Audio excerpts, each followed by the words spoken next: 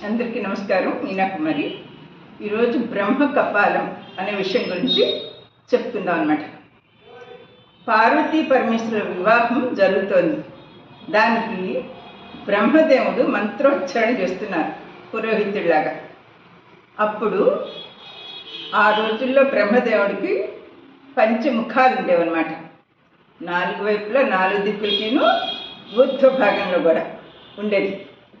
అయితే ఆయన 4 ముఖాలతోటి మంత్రాలు, పెళ్లి మంత్రాలు చదువుతున్నారు. ఆ పైన ఉన్న తలపైన ఉన్న ముఖంతో మాత్రం పార్వతీదేవి సౌందర్యాన్ని చూస్తూ ఉండిపోయారన్నమాట.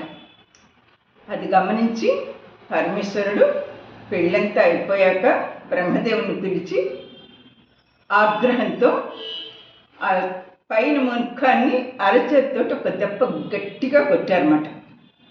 ఆ దెబ్బకు ఆ శిరస్సు, ఆ పైభాగం అంతా ఈయన అరచేతికి అంటుకుపోయింది. అలా కింద కూడా పడట్లేదు.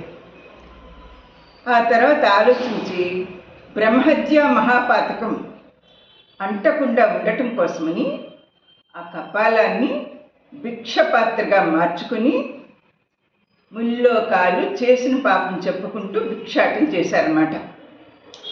అలాగా తిరుగుతూ బదరీనారాయణ దగ్గర కూడా వచ్చారు.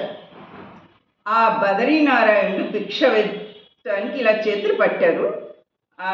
ఆయన చేయి తగలగానే ఆ భిక్ష పాత్ర అరచేతిలోంచి కింద పడిపోయి వెంటనే అక్కడ బ్రహ్మ కపాలం అనేటటువంటి ఒక మహాక్షేత్రంగా మారిందనమాట. అది బద్రీనాథ్లోనే ఉంది. ఈ ప్లేస్లో, ఆ స్థలంలో పితృదేవతలకి కర్మకాండ చేస్తే బ్రహ్మలోకాన్ని చేరుతారట పురాణాలు చెప్తున్నాయి. నా వీడియో మీకు నచ్చితే లైక్, షేర్ అండ్ సబ్స్క్రైబ్.